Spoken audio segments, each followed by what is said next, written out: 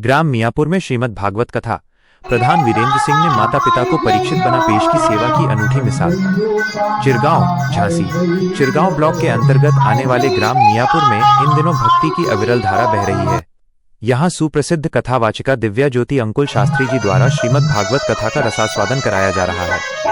कथा के दूसरे दिन श्रद्धालुओं की भारी भीड़ उमड़ी, जहां भक्ति और संस्कारों का अद्भुत संगम देखने को मिला। कथा प्रसंग: धुंधकारी और गोकर्ण का चरित्र चित्रण। कथा के दूसरे दिन शास्त्री जी ने प्रथम स्कंध के अंतर्गत आत्मदेव ब्राह्मण के दो पुत्रों धुंधकारी और गोकर्ण के प्रसंग का मार्मिक वर्णन किया। उन्होंने बताया कि गोकर्ण, जो गाय के कान से उत्पन्न हुए थे, परम ज्ञानी और सदाचारी थे। वहीं दूसरी ओर धुंधकारी राक्षसी प्रवृत्ति का और कुकर्मी था। इस प्रसंग के माध्यम से उन्होंने समाज को संदेश दिया कि संस्कारों के बिना जीवन अंधकारमय हो जाता है, जबकि सत्संग से कठिन परिस्थितियां भी सुधर जाती हैं। पुत्र धर्म की मिसाल: पलकों पर बिठाया माता पिता को। इस धार्मिक आयोजन की सबसे खास बात ग्राम मियापुर के प्रधान वीरेंद्र सिंह यादव का अपने माता पिता के प्रति समर्पण रहा। उन्होंने एक पुत्र के कर्तव्यों की मिसाल पेश करते हुए अपने माता पिता श्रीमती लाड़कुंवर और श्री केश बिहारी को मुख्य परीक्षित बनाया। ग्रामीण क्षेत्र में इस पहल की जमकर प्रशंसा हो रही है। लोगों का कहना है कि आज के दौर में जहां बुजुर्गों की उपेक्षा होती है, वहीं वीरेंद्र सिंह ने अपने माता पिता को भगवान का दर्जा देकर समाज को नई दिशा दी है।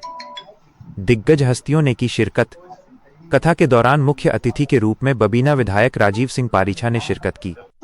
उन्होंने आयोजन की सराहना करते हुए कहा कि ऐसे धार्मिक अनुष्ठान समाज में समरसता और शांति लाते हैं। कथा में प्रमुख रूप से उपस्थित रहे कोमल सिंह यादव, रतन सिंह बावरी, जयराम पाल, घनश्याम बिराटिया, कौशल श्रीवास्तव, शोभाराम वंशकार, मूलचंद वर्मा एवं भारी संख्या में ग्रामीण जन। श्रद्धालु बड़े ही मनोयोग और श्रद्धा के साथ कथा का श्रवण कर रहे हैं, जिससे पूरा मियापुर गांव भक्ति में हो गया है।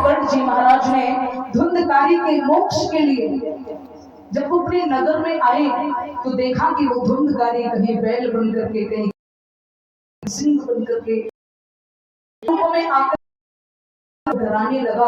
तो गोकर्ण जी महाराज ने इसको हम देख नहीं सकते, नजर नहीं आ। उन्होंने देखा कि मैं इसको देख कैसे। गोकर्ण जी महाराज ने अपने हाथों में जल लिया और जल लेकर के पहले जल के लोटे को सूर्य भगवान के चरणों में समर्पित किया।